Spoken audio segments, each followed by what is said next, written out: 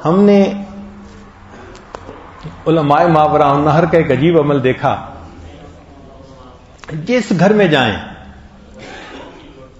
ایک جگہ پر، ہمارے ہاں تو نیچے زمین پہ دسترخوان بچھاتے ہیں، ان کے ہاں ایک میز ہوتی ہے جو زمین سے تقریباً 1-1.5 فٹ اونچی ہوتی ہے.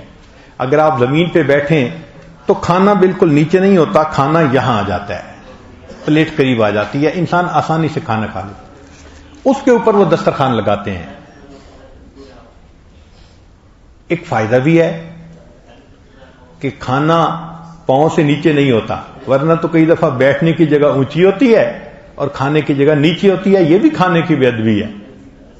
تو ان کے ہاں اس طرح. تو میں نے دیکھا کہ وہاں ہر گھر میں جب جاتے تھے تو وہ سیدھا دروازے سے لے کر اس جگہ جا کر بٹھاتے، اور وہاں اس میز کے اوپر پہلے سے ہی ڈرائی فروٹ، یہ وہ سویٹس وغیرہ پڑی ہوتی تھیں.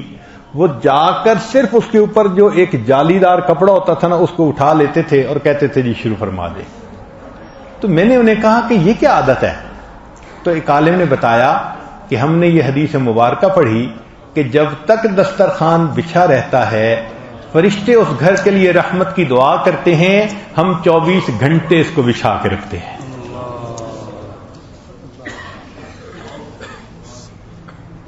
اللہ اکبر کبیرہ. آج کتنے لوگ ہیں جو اس کو افورڈ تو کر سکتے ہیں، مگر ہمیں اس خلق کا پتہ نہیں ہے.